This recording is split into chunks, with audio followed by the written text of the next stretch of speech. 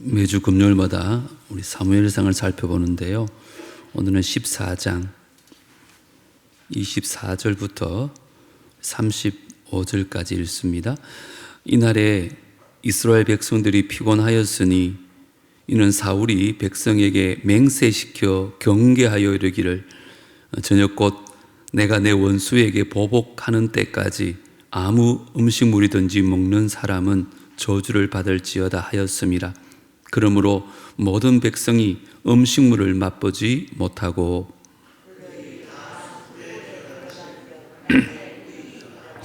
백성이 숲으로 들어갈 때에 꿀이 흐르는 것을 보고도 그들이 맹세를 두려워하여 손을 그 입에 대는 자가 없었으나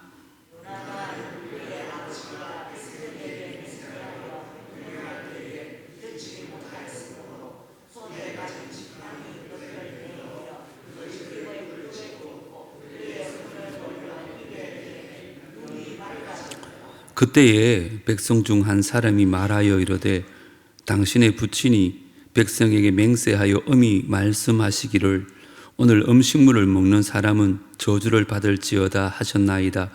그러므로 백성이 피곤하였나이다 하니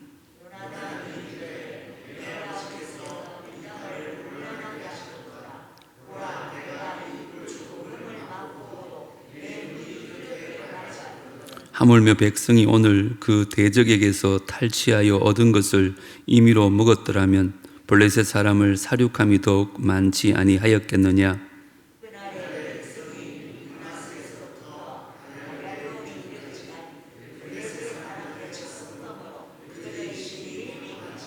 백성이 이에 탈취한 물건에 달려가서 양과 소와 송아지들을 끌어다가 그것을 땅에서 잡아 핏째 먹었더니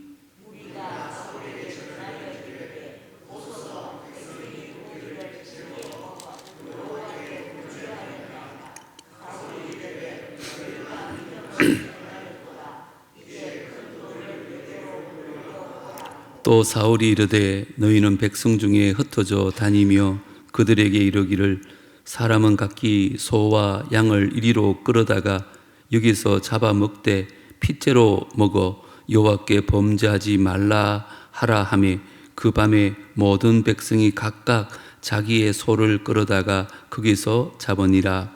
사울이 여호와를 위하여 제단을 쌓았으니 이는 그가 여호와를 위하여 처음 쌓은 제단이었더라. 아멘. 특세로 피곤하실 터인데 또 금요기도 오신 여러분들을 축복합니다. 오늘은 사울의 잘못된 금식력이라는 제목으로 말씀을 좀 나누려고 합니다. 여러분들은 어떤 사람이 믿음이 좋은 사람이라고 생각되어지십니까? 새벽 예배 빠짐없이 잘 나오고 교회 정해진 예배에 한 번도 안 빠지고 헌금도 잘하고 봉사도 열심히 하고 금식하고 방언하고 너무 좋죠. 그런데 그것이 내 열심으로만 하는 것이라면 어떨까요? 오늘 본문에 나오는 사울을 보면 영적으로는 참 그럴듯합니다. 사울이 이제 전쟁 가운데 금식을 백성들에게 선포합니다. 그 사울의 맹세를 이해하기 쉽게 말하면 좀 이런 거예요. 여러분, 오늘 하루를 금식의 날로 정합시다. 하나님이 우리를 위해서 위대한 일을 하실 수 있도록 우리가 금식을 합시다. 여러분 어떻게 생각하세요? 멋지지 않습니까? 근데 오늘 말씀의 제목이 사울의 잘못된 금식령입니다. 아니 구약 여호사밧 왕도 전쟁을 앞두고 금식하며 기도해서 대성을 거두었는데 사울의 금식령은 왜 뭐가 잘못된 것일까요? 오늘 본문의 내용을 좀 간략하게 말씀을 드리면 전쟁터에서 동분서주하고 있는 사울왕의 모습을 우리가 보게 됩니다. 하나님을 의지하지도 아니하고 자기 이름을 드러내고자 조급함으로 무턱대고 전쟁에 임한 사울이었습니다. 정작 앞장서서 블레셋과 싸워야 할 때는 석류나무 그늘에서 주저주저하고 있었습니다. 반면에 그의 아들 요나단은 용맹스럽게 그 적진에 뛰어들어서 적들을 다 물리치고 하나님께 역사하셔서 놀라운 승리를 하게 하셨습니다. 요나단의 용기 있는 행동으로 인해서 하나님이 블레셋 진영에 큰 두려움을 주셨고 동시에 지진을 일으켜서 자기들끼리 치고받아 서로 죽이는 일이 벌어졌습니다. 사울의 파수꾼이 이 블레셋 진영에서 자기들끼리 싸운다는 소식을 알려줍니다. 사울이 이제야 군인들을 이끌고 그 전쟁 가운데 싸우려 나가는 것입니다. 그런데 이때 사울은 군인과 백성들에게 너무 엉뚱한 명령을 내립니다. 우리 다시 한번 24절 함께 읽겠습니다. 시작.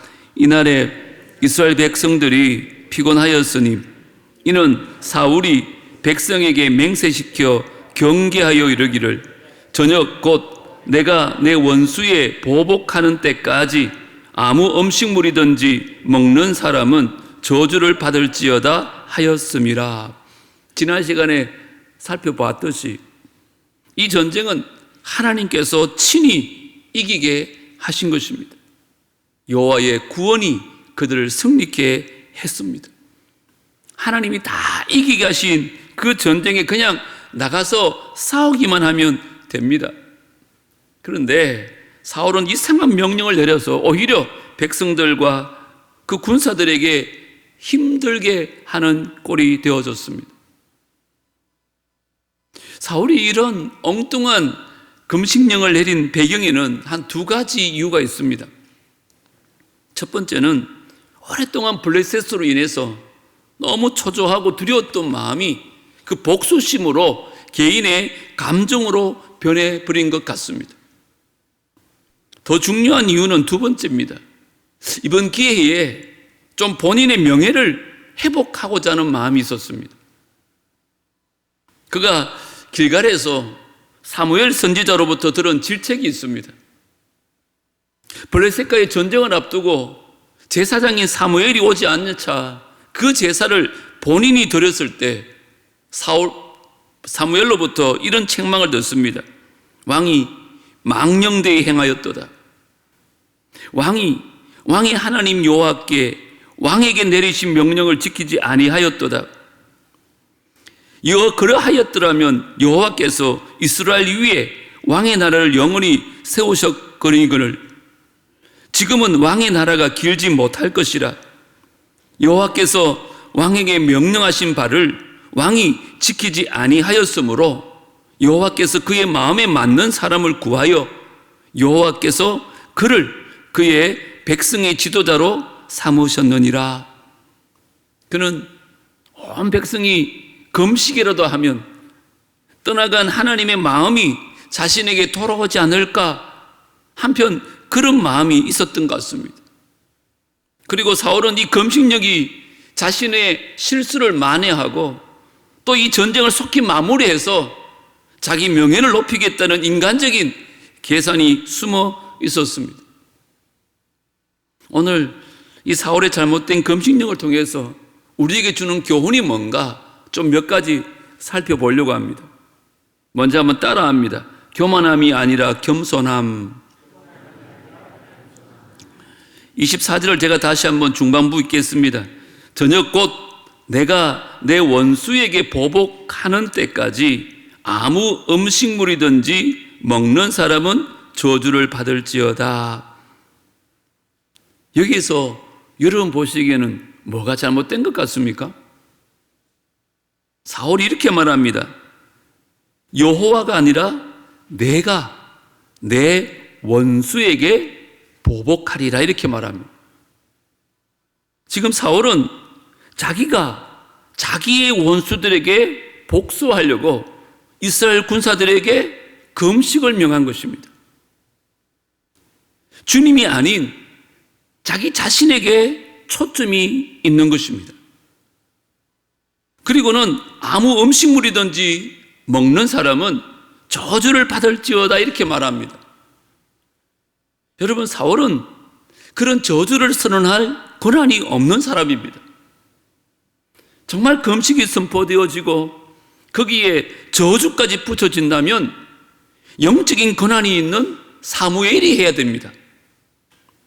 사울이 자발적으로 정말 금식을 권유했다면 이렇게 해야 됩니다. 여러분, 오늘 저는 전쟁을 앞두고 금식을 하려고 합니다.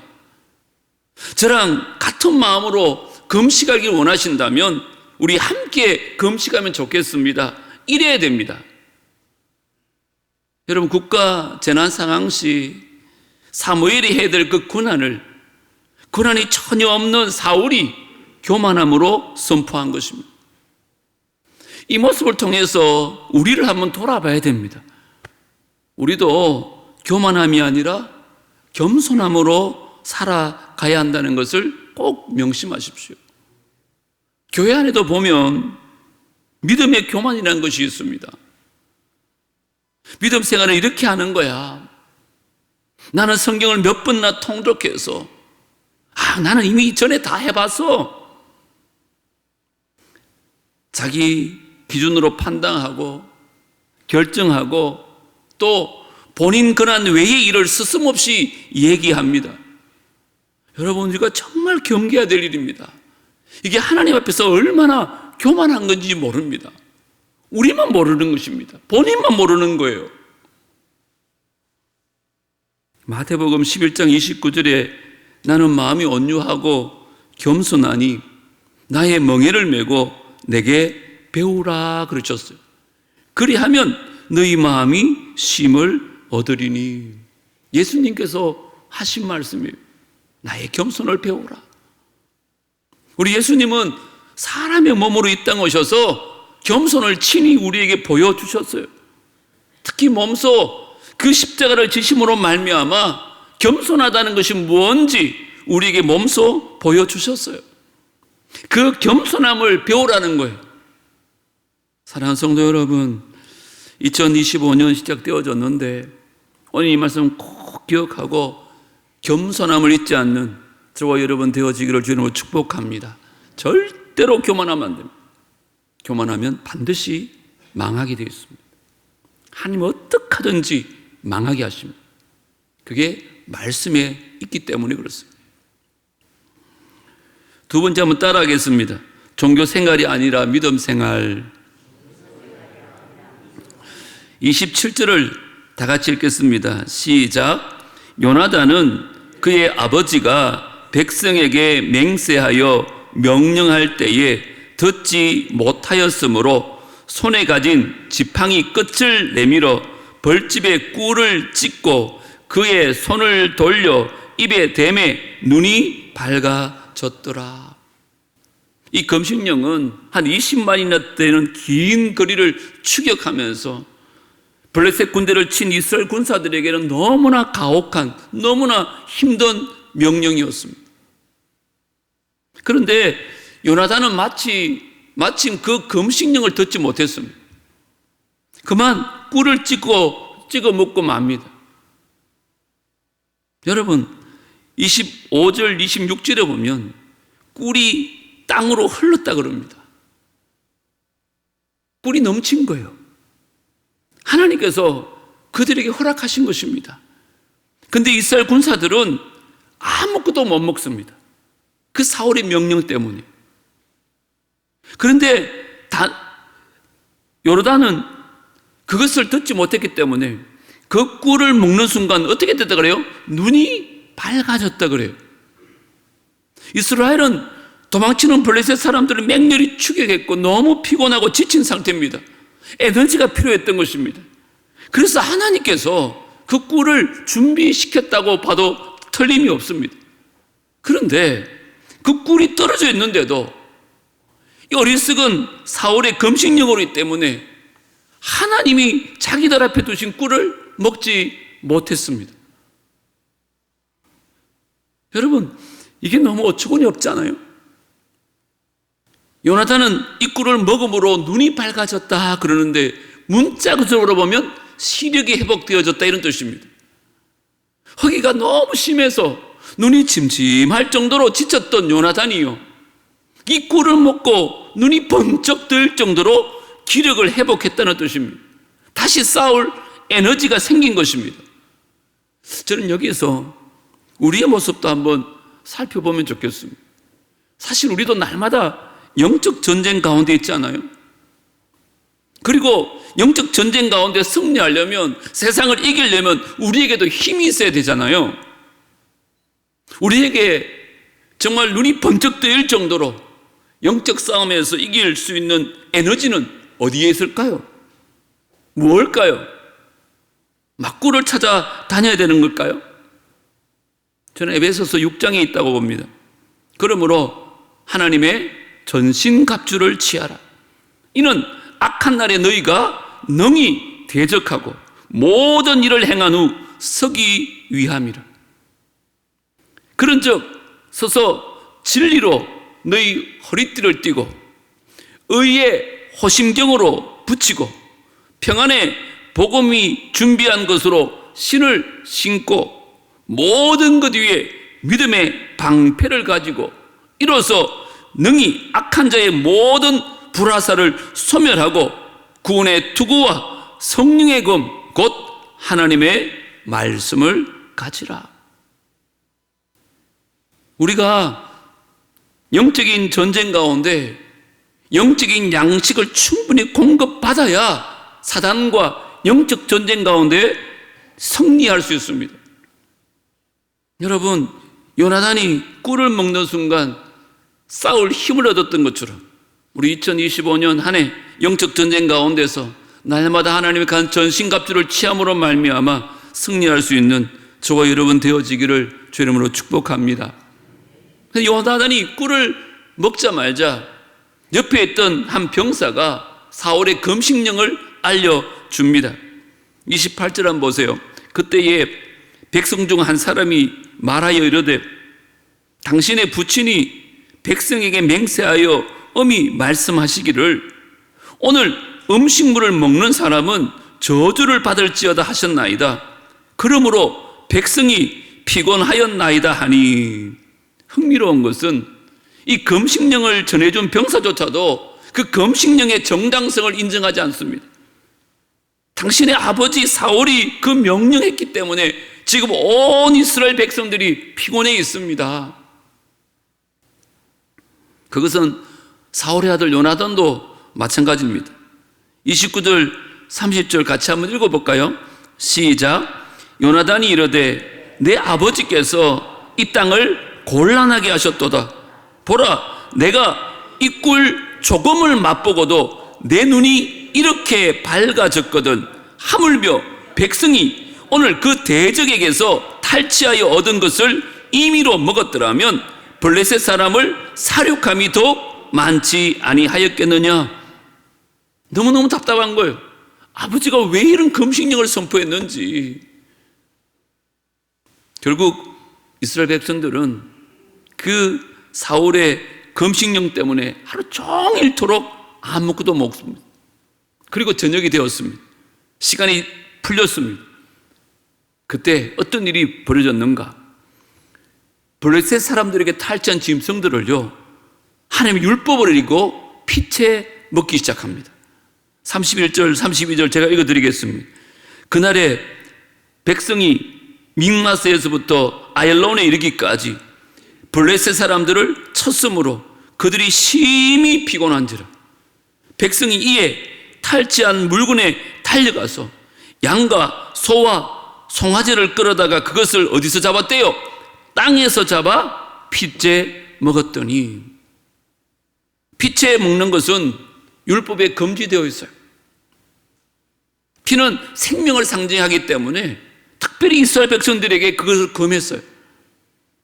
그래서 이들이 짐승을 잡으려면 땅에서 잡으면 안 돼요. 큰 제단 돌 위에다가 짐승을 엎어 놓습니다. 피가 다 빠지게 한 후에 짐승을 먹게 하는 거예요.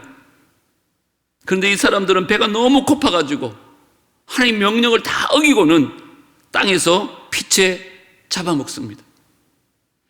여러분, 이게 얼마나 우스운 일일까요? 보세요. 사울의 이 어리석은 명령에 복종함으로 말미암아 뭘 어긴 거예요? 하나님 말씀을 어긴 거예요. 그때 무리가 사울에게 백성들이 지금 피채 고기를 먹습니다, 그렇게 전하여 33절 보세요. 무리가 사울에게 전하여 이르되 보소서 백성이 고기를 피채 먹어 여호와께 범죄하였나이다. 여러분, 그러면 사울이 지금 어떻게 해야 됩니까? 하나님께 범죄했다는데. 정상이라면 사울은요 이들을 처벌해야 됩니다. 그런데 뭐 한다고요? 사울이 이르되 너희가 믿음 없이 행하였도다. 이제 큰 돌을 내게로 굴려오라 하고. 여러분, 이 말씀을 잘 봐야 돼요. 땅에서 피채 먹으니까 뭘 가져오라는 거예요? 큰 돌을 가져오라는 거예요. 땅에서 먹는 믿음이 없는 것이고 돌 위에서 먹어야 된다는 거예요. 그래서 짐승을 돌 위에서 먹도록 공식화해버린 거예요. 이것은 군사들이 지금 피채 먹는 죄를요 마치 제단 위에서 제사 드리는 것처럼 그럴듯하게 포장을 한 거예요. 여기서 우리가 우리의 믿음 생활 중에 잘못된 종교 생활은 없는지 한번 살펴볼 필요가 있어요. 그냥 형식만 갖추면 다 되는 것처럼, 소위 이곳에 앉아만 있으면 하나님이 기뻐하시는 예배자가 되는 것처럼, 말씀 듣는 시간에 아무 짓 안 하고 그냥 앉아만 있어도 은혜를 받는 것처럼, 땅이 아니라 돌 위에 제단 위에 피채 묻는 건 관계 없습니까? 그렇지 않잖아요. 지금 사울은 자기 감정, 자기 판단, 자기 중심으로 믿음 생활을 했고 자기가 잘못된 신앙을 갖고 있는 것까지도 깨닫지 못합니다. 왜 그럴까요? 하나님과의 아무런 인격적 교제가 없었기 때문에 그렇습니다. 그래서 사울의 결정들은 계속해서 사울을 죄악 가운데 빠지게 했고 이스라엘 백성들을 계속 무너뜨리게 했던 것입니다. 하나님과의 관계없는 열심, 하나님과 관계없는 성경 지식, 이런 것들은 아무 의미가 없습니다. 자기 감정과 자기 능력에만 도취된 종교 생활, 여러분, 하나님과 가까워지기는커녕 그것은 오히려 죄로 이어지게 되어 있어요. 종교 생활은요 사람들이 만드는 것이기 때문에 사람의 이성으로 얼마든지 이해가 되어져요. 근데 그게 정답이 아닙니다. 믿음은 그렇지 않아요. 믿음은 하나님의 영역입니다. 그렇기 때문에 우리가 이해 안 되는 부분이 훨씬 더 많습니다.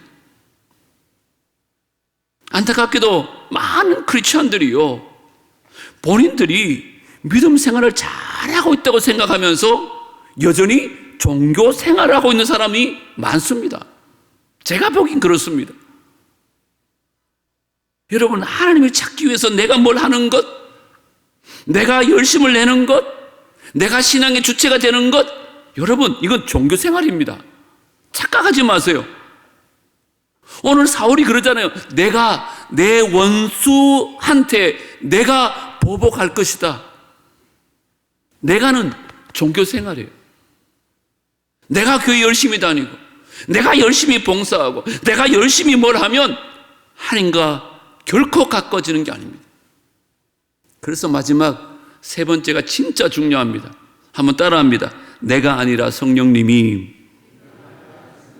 여러분 가운데는 아이고 내가 열심히 하는 것 잘못됐다 그러니까 아이고 내가 열심히 안 해도 되나 봐, 열심히 봉사 안 해도 되는데, 제가 그런 말씀 드리는 거 아닙니다. 내가 아니라 누가요? 성령님 때문에 하는 거예요. 내 열심으로 하는 게 아니라 성령의 이끄심 때문에 교회를 섬기고 주의를 섬기는 거예요. 예를 들면 이런 겁니다. 주일이 다가왔습니다. 내가 하면 어떻게 해요? 아휴, 또 주일이야. 이렇게 피곤한데 꼭 교회 가야 돼? 그게 아니라 하나님 감사합니다. 건강을 주셔서 교회 갈 수 있어서 감사합니다. 헌금을 드릴 수 있는 능력 주셔서 감사합니다. 주를 섬길 수 있는 여유와 시간을 주셔서 감사합니다. 할렐루야. 이렇게 나오는 거예요. 이렇게. 내 열심이 아니라 성령 때문에, 내가 하는 것이 아니라 나를 통해서 성령께서 일하게 하시는 것, 이게 믿음 생활입니다. 근데 많은 사람이 종교 생활을 합니다. 제가 지난번 교회 초신자인데 몸이 많이 약해서 교회를 잘 못 오시는 분이 있어서 신방을 갔습니다. 이 할머니가 하루 적어도 3시간에서 많아도 5시간은 교회는 못 오지만 매일마다 기도하시는 분입니다. 제가 물었습니다. 아니, 믿은 지도 얼마 안 되는데 오늘 어떻게 이렇게 기도를 많이 하시냐고. 그분이 하신 말씀이 뭔지 알아요? 제가 불교 다닐 때는요 10시간 넘어 했다는, 10시간 넘어. 종교 생활은 그런 것입니다. 우리가 믿음 생활하면서 하나님 앞에 열심을 내는 것, 여러분 참으로 귀하고 아름다운 모습입니다. 하지만 그 열심과 헌신이 무모하거나 잘못되어 가지고 본인 자신과 공동체를 힘들게 해서는 안 된다는 것입니다. 이 본문의 사울처럼 하나님 말씀인 것도 아닌데 자신만의 기준을 세워가지고 요구하는 것은 잘못된 것입니다. 의외로 교회 안에 이런 사람 많습니다. 그 일이 비록 그에게는 열심일 줄 모르지만 그것 때문에 누군가 시험에 들고 또 죄악에 빠지게 하는 일이 되어진다면 그 열심은 하나님이 절대로 기뻐하지 않습니다. 저는 여러분들이 하나님 앞에서 바른 열심을 가질 수 있기를 주 이름으로 축복합니다. 내가 뭘 좀 안다고 나만의 기준을 가지고 타인을 지적하고 비난하지 않았으면 좋겠습니다. 하나님을 향한 열심이 내 중심적인 것이라면 아무 유익이 없다는 것을 꼭 기억하십시오. 그래서 다른 사람들에게 그것을 강요하기 전에 나부터 정말 하나님 앞에 바른 열심을 가지고 있는지 기도해 보시고 주님 말씀에 순종하는 삶을 살아가는 저와 여러분 되어지기를 주 이름으로 축복합니다. 주의 종을 향해서도 마찬가지입니다. 무슨 기적을 베풀었다고 병이 나았다고 주의 종을 우러러 보지 마세요. 하나님이 아시는 거예요. 사도행전에 보십시오. 얼마나 많은 기적이 일어납니까? 그 가운데 3장에 보면 베드로와 요한이 성전 앞에 있는 안전병을 일으킵니다. 사람들이 막 주목하기 시작합니다. 여러분, 그때 베드로가 무슨 말해요? 왜 우리를 주목하느냐고. 우리가 한 게 아니라고. 누가 한 거예요? 하나님이 하신 것입니다. 오늘날에도 이런 기적들은 많이 일어날 수 있습니다. 그런데 명심할 것이 있습니다. 그 모든 것은 하나님이 하신 것입니다. 여러분 제발 신비함에 미혹되지 마십시오. 성령의 사역에는 분명히 신비함이 있습니다. 과학적으로 증명할 수 없는, 설명할 수 없는 일들이 있습니다. 그러나 그것을 중심에 두고 그것만 쫓게 되면 하나님과는 점점 멀어집니다. 여러분 성부, 성자, 성령 하나님을 믿으십니까? 그런데 믿는 것으로 끝이 나면 안 됩니다. 그 하나님과 늘 교제를 해야 됩니다. 왜요? 믿음 생활은 교제입니다. 그 하나님과의 교제, 그분의 성품과 능력을 우리 일상 삶에서 나타내는 것이 중요합니다. 이것은 일상의 삶에서 섬기는 것에 있어서, 지혜에 있어서 모든 부분에 나타나야 하는 것입니다.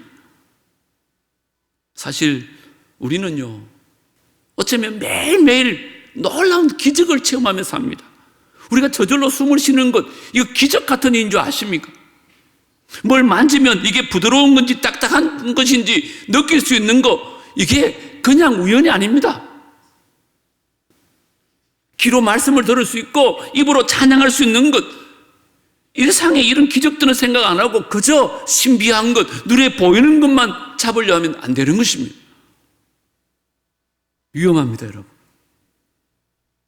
저는 금년에 우리 남부교회 성도님들 안에 이런 소망이 좀 있었으면 좋겠습니다. 주님의 사랑과 그 온유하심이 나의 삶 속에서 매일매일 좀 나타났으면 좋겠다.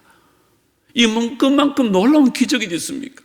우리 일상에 다른 사람들이, 특별히 세상 사람들이 우리를 볼 때 하나님의 사랑과 하나님의 온유를 볼 수 있다면 이만큼 신비로운 일이 어디 있겠습니까?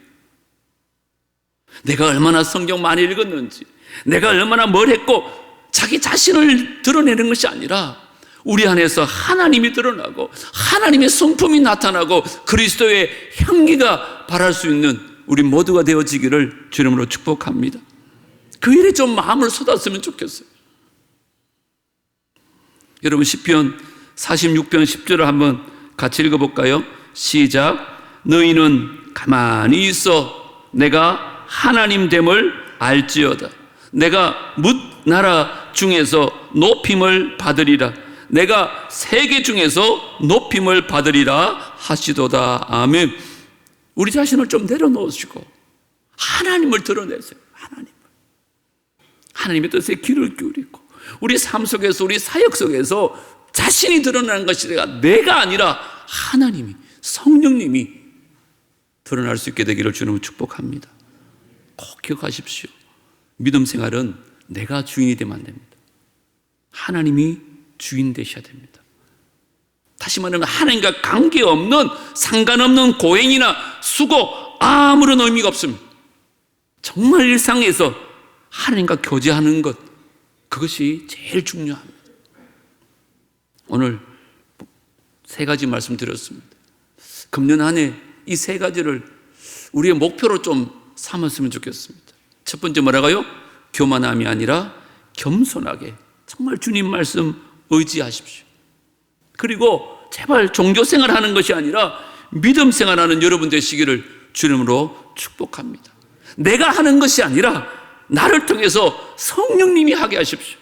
그리고 그 영광을 내가 가로채지 말고 주님께 영광을 돌리십시오. 주님 한 분만으로 만족하고 그 주님으로 인해서 감사가 넘치는 2025년 새해가 될 수 있게 되기를 주님으로 축복합니다. 하나님 아버지, 오늘 사울은 온 백성들로 하여금 전쟁을 앞두고 금식을 선포합니다. 어떻게 보면 참 모양새가 좋은 것 같은데 그것은 자기를 드러내려고, 자기가 인정받으려고, 자기의 회복을 위해서 이렇게 명령했다는 것을 하나님 보게 하시니 감사합니다. 내가 내 원수를 내가 복수하리라. 그 안에 얼마나 교만함이 있는지 하나님, 혹 이게 우리의 모습은 아닌지요. 하나님, 내가 그냥 땅 위에서가 아니라 돌 위에서, 여러분, 하나님, 우리가 종교생활 하지 않기를 원합니다. 정말 말씀을 따라 믿음 생활 할 수 있기를 원합니다. 내가 아니라 성령님을 드러나게 하여 주시고 성령님이 나를 통해서 일하게 하는 한 해가 되게 하여 주시옵소서. 하나님, 오늘 이 말씀 기억하며 이제 주님 앞에 찬양하고 기도하기를 원합니다. 성령 하나님, 우리 가운데 오시어서 말씀으로 깨닫게 하신 것, 기도함으로 말미암아 우리 삶 속에서 살아나게 하시고 우리의 삶을 통해서 그리스도의 향기가 나타나는 귀한 삶이 되게 하여 주옵소서. 예수님 이름으로 기도드리옵나이다. 아멘.